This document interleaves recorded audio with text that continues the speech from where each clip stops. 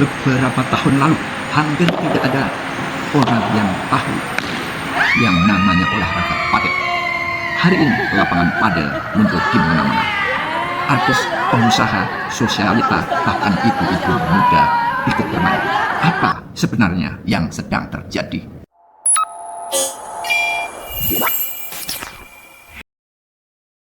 Padel ditemukan oleh Enrique Corsera pada 1969 di kota Acapulco, Meksiko.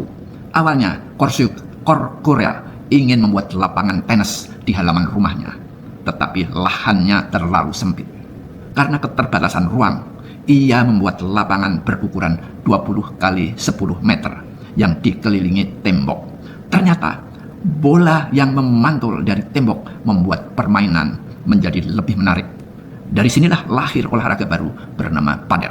Aturan permainan pertama bahkan ditulis oleh istrinya sendiri, yaitu Viviana Corsera. Pada awal 1970-an, seorang bangsawan Spanyol bernama Prince Alfonso mencoba permainan tersebut saat berkunjung ke Acapulco. Ia kemudian membangun lapangan padel di Marbella, Spanyol. Dari Marbella, olahraga ini menyebar ke Argentina melalui pembalap dan pebisnis Argentina bernama Julio Menditegui. Pada dekade 1980-an, Argentina dan Spanyol menjadi pusat perkembangan padel dunia. Secara singkat, timelinenya adalah muncul padel pada 1969 di Meksiko, kemudian 1974 masuk Spanyol, 1975 hingga 85 meledak di Argentina, 1991 terjadi kejuaraan dunia yang pertama kali, dan pada periode 2015 hingga 2025 ledakan global di Eropa Timur, Tengah, Amerika, dan Asia. Mengapa Indonesia terlambat? Indonesia sebenarnya baru mengenal padel secara serius sekitar tahun 2021-2022. Salah satu organisasi yang aktif memperkenalkan padel adalah PPSI yang berdiri pada 2021 dengan kampanye Ayo Main Padel. Di Bali pernah menjadi salah satu daerah pertama yang memiliki klub padel modern melalui Jungle Padel pada tahun 2022. Benarkah padel di Indonesia dipopulerkan oleh artis? Sebagian memang benar. Di Indonesia, ledakan popularitas padel tidak diawali oleh atlet, melainkan oleh artis, oleh influencer, pengusaha muda, dan kalangan sosialita Jakarta. Nama-nama artis seperti Raffi Ahmad, Nagita Slavina, Luna Maya. Sedangkan seberapa besar padel sekarang keberadaannya?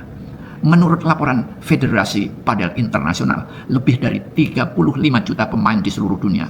Mereka bermain lebih di 140 negara dan jumlah lapangan tumbuh pesat sekitar 15% per tahun. Jumlah klubnya naik lebih dari 16% per tahun. Negara-negara yang terkuat dengan permainan padel antara lain Spanyol, Argentina, Italia, Swedia, Prancis, Belanda, Portugal, Uni Emirat Arab, Qatar, dan tentunya adalah Meksiko. Pernah dilakukan kejuaraan dunia resmi pada tahun 1991 di bawah naungan International Padel Federasi. Saat ini terdapat FIP World Champion, Premier Padel Tour, Hexagon Cup, dan berbagai turnamen profesional secara internasional. Target besarnya adalah ingin memasukkan padel sebagai salah satu cabang olahraga di Olimpiade nantinya. Mengapa padel sangat populer? Ya, karena sangat mudah dimainkan. Orang yang baru pertama memegang raket bisa langsung rally dalam 5 menit. Berbeda dengan tenis yang perlu teknik lebih tinggi. Dan penyebab lainnya adalah tidak terlalu menguras tenaga. Lapangannya lebih kecil, cocok untuk usia di kisaran 15 tahunan hingga usia 50 tahunan, bahkan usia 70 tahun. Beberapa pemain gabungan keluarga, yaitu cucu yang berumur 12 tahun, emaknya yang berumur 40 tahun, dan bergabung dengan neneknya yang sudah 65 tahunan. Mereka menjadi kelompok bermain padel yang sangat asik dan menyita waktu dari hari ke hari. Kenapa juga padel demikian populer? Karena padel itu sangat sosial. Padel memiliki unsur sosial yang sangat tinggi. Padel hampir dimainkan oleh 4 orang. Akibatnya apa? Ngobrol lebih banyak, networkingnya lebih kuat, dan cocok untuk komunitas. Di samping itu, padel juga instagramable. Ciri khas lapangan dengan dinding kaca terlihat sangat modern. Foto dan video permainan terlihat keren di medsos masing-masing pemain maupun anggota keluarga yang membuat syuting videonya dari luar lapangan. Bermain padel cepat memberikan rasa jago. Kenapa begitu? Karena dalam tenis orang bisa butuh berbulan-bulan untuk bisa bermain rally. Namun dengan padel, pemula pun bisa langsung merasa kompetitif dan merasa bisa bermain. Inilah faktor psikologis terbesar ledakan padel dunia. Lantas mengapa wanita sangat menyukai padel? Karena risiko cedera lebih rendah, tidak perlu tenaga besar, tidak perlu servis keras seperti waktu bermain tenis, dan unsur sosialnya lebih kuat, lebih banyak bergerak daripada golf, lebih mudah dipelajari daripada tenis. Di banyak negara, kira-kira lebih dari 30% pemain padel adalah wanita dan proporsinya semakin meningkat. Dengan tarif sekarang rata-rata sekitar 100-150 ribu, maka 2 jam hanya 300. Maka biaya tersebut bisa di-share berempat atau berenam atau berdelapan. Dengan permainan game rata-rata 10 hingga 15 menit, maka apabila dalam waktu 2 jam mereka bisa saling bergantian main istirahat, terus-menerus sampai puas. Dan ada juga dibutuhkan ball karena lapangannya sangat cukup kecil, maka mengambil bola bisa dilakukan sendiri atau bergantian dengan sparring kita.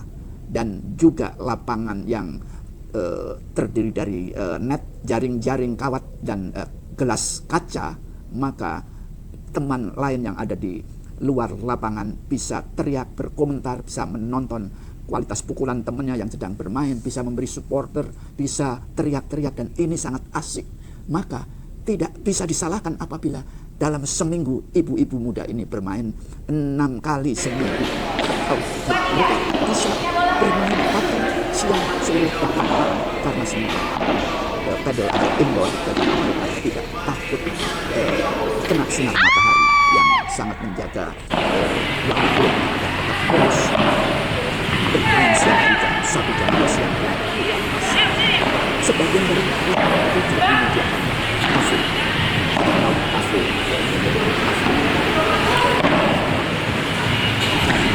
Keren. Snack-snack kecil. Namun tanpa kafe pun biasanya banyak yang membawa air putih sangu dari rumah. Dan yang lebih menarik lagi, atlet bermain padel di samping padelnya bisa dikanteng langsung secara telanjang, namun apabila turun dari mobil bisa menggunakan rumah atau bungkus raket padel beraneka macam bentuknya, dan bisa dibeli dengan berbagai logo atau bahkan memakai logo sendiri. Kemudian baju padel luar biasa, maka para ibu pun juga bisa saling sharing atau bahkan saling pamer baju padel, atasnya, bawahnya, atau ada yang pakai hoodie, atau ada yang kebanyakan adalah lengan panjang. Namun mereka kalau wanita bijak lebih warna-warni, Kalau misalkan gue butuh kecil-kecil yang mungkin satu dan lain saling melihat, dan apabila mereka pun mulai sekarang berkompetisi kecil-kecilan kompetisinya dengan hadiah-hadiah 3 juta, 4 juta, tetapi mereka senang bisa masuk ranking bisa ranking 1, 2, 3. Itu sudah menyenangkan. Apabila dalam kompetisi ada 10 hingga 15 kelompok bermain, maka kompetisi itu ajang bermain bagus-bagusan, namun juga ajang kenal-mengenal satu sama lain. Ada pemain padel dari Jakarta Selatan, ada dari Jakarta Timur, Jakarta Utara, Jakarta Barat, dan seluruh wilayah Jakarta memiliki komunitas padel. Ini sangat menarik, dan mereka itu orang-orangnya bahkan menambah kawan, persahabatan, dan berikutnya tahu-tahu kita sudah sambung, mereka sudah saling membuat perjanjian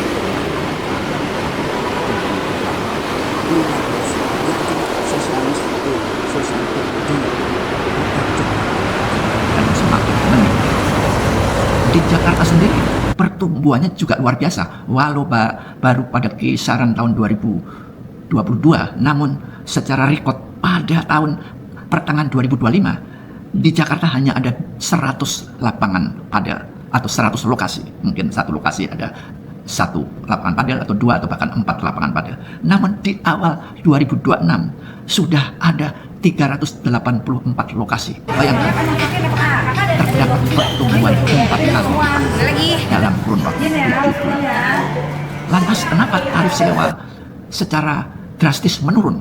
Ya, ini adalah hukum ekonomi yang secara klasik antara supply dan demand. Awal-awalnya jumlah lapangan hanya terbatas, sekitar 100 lokasi. Kemudian terjadi pertumbuhan jumlah lapangan, sehingga pelan-pelan harga menjadi menurun dari 600-800 ribu per jam bisa sampai sekarang 200 ribu per jam atau bahkan 100 ribu per jam.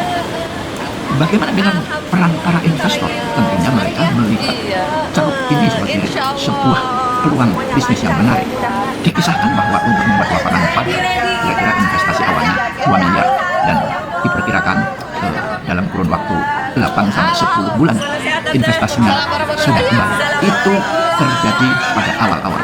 Namun setelah banyak lapangan padel dan tarif sewanya semakin menurun, mungkin break-even point-nya, return on investment-nya juga menjadi lama, barangkali 4 atau 5 tahun baru kembali modal. Itu adalah unsur fenomena daripada padel yang terjadi di Jakarta.